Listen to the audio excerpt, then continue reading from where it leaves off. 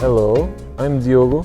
I am Clara. I'm an ex-student of INAC. And I am a dancer, contemporary dancer. We came here to do Acrosenses. It's a workshop about mixing a bit the world of a contemporary dancer and an acrobat in a way to work an organic movement, fluidity, meaningful movement, transitions.